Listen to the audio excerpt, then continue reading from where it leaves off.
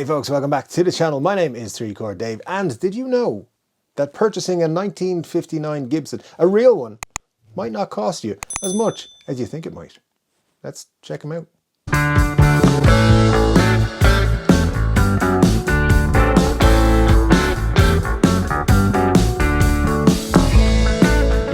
Yes folks, 3-Chord Dave here with you with some information and some pictures, because that's what we do.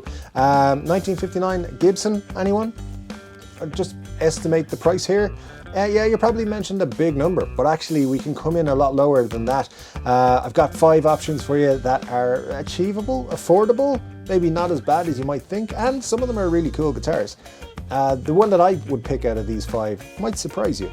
So let's get talking about Gibsons from 1959. Before we do, hit that like button and the subscribe button and do all the things. Leave a comment, tell me which one of these guitars is your favorite, and let's dig in. Now before we get too far in, I do want to say that 1959 for me is not the best year of guitar making in the world. I don't think Gibson were at their best in 1959. I don't think they're the best guitars, but people, you know, are obsessed. And I think part of that is Gibson's marketing, saying that 59 Gibsons are amazing.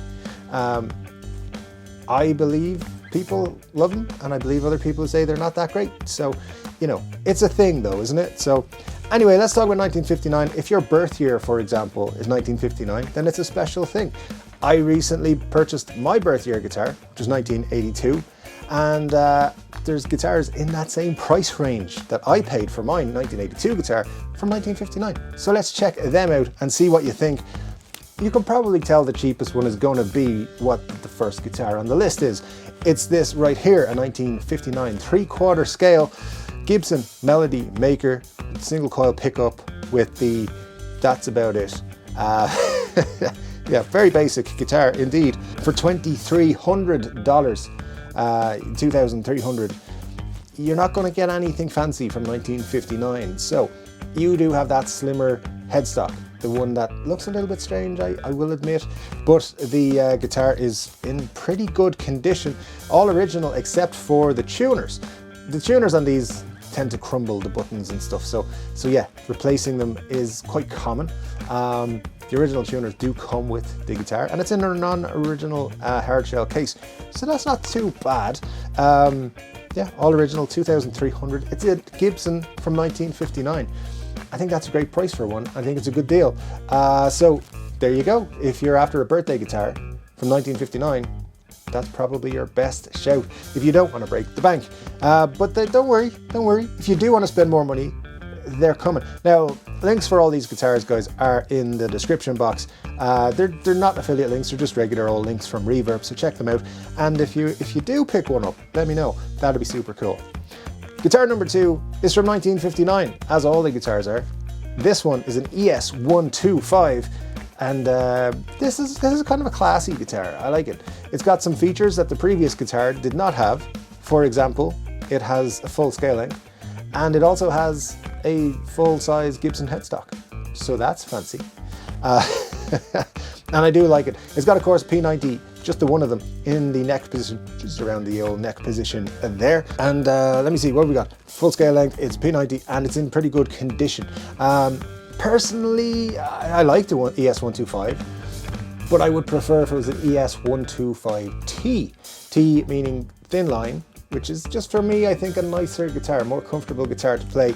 But if you're into the bigger style guitars, more of a jazz box, as they say, this is a perfect guitar for you, and it's $2,588.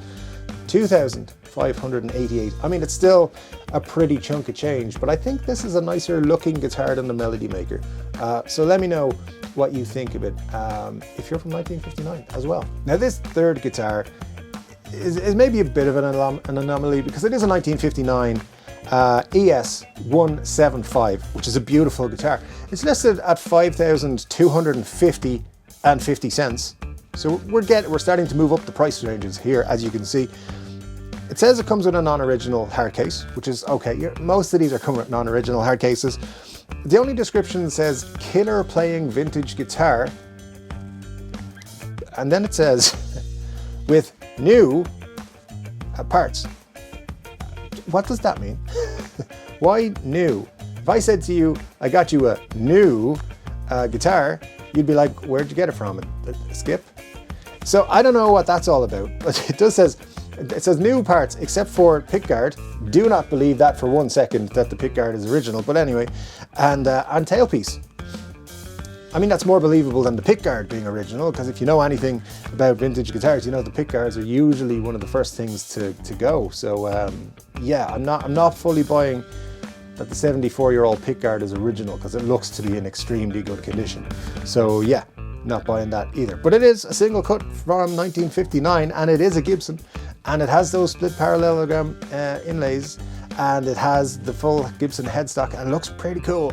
So if you're after a 1959 Gibson and you've got $5 to spare, this could be a very cool guitar. And now we're going to talk about my favorite of the 5 guitars that we're talking about today.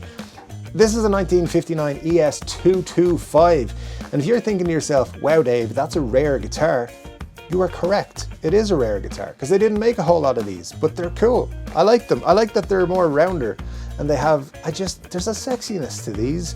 I don't know why. It's just, they're sexy guitars. So this guitar, let's just get it out there. It's a bit pricey. It's $6,800. Now that's a lot of money to be putting down on a guitar. But it is a 1959 Gibson, single cut, and it looks beautiful. So I'm going to give it, I'm going to give it leeway, and it's number 4. So this is one I would pick on the list. It's got 2 P90s, which is nice. P90s, as you know, probably the best pickups ever made. Rosewood board can be found on top of a mahogany neck, and there's a maple laminate body, like a lot of ES guitars would have been. Non-original case again with this one, so I personally would be saying, hey, this got a non-original case. They cost a lot of money. Take off, like, I'm giving you $6,000 for it.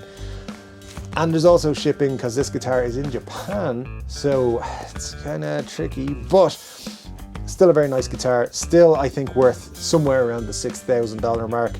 And if you ask me, it's got all the right vibes and everything about it. It's a 1959 Gibson, after all. So yeah, very cool guitar.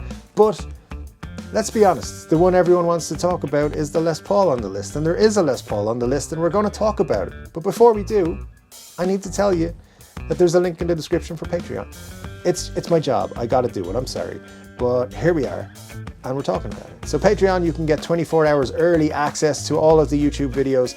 You can get exclusive content over there as well. And you can even get exclusive merch. But the 4th thing you really get when you sign up, and this is the best thing, you get to be one of the coolest people in the world.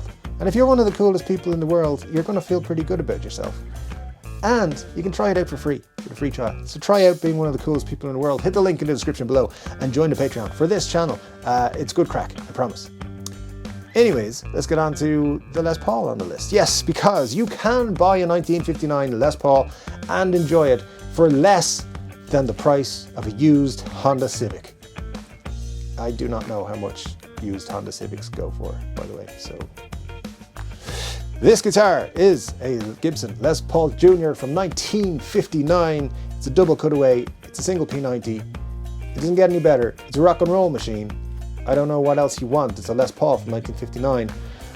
It is $8,800. $8,800. There's a reason why, and we'll get into it. And it's actually something that I think can add value to the guitar as well. So it's original cherry red. It's got the original single P90 in the guitar. It comes with the hardshell case, all that sort of, I think it's a non-original hardshell case as well. No cracks or breaks, anything like that. Here's the important thing. It needs a refret. Very badly it needs a refret by the looks of it.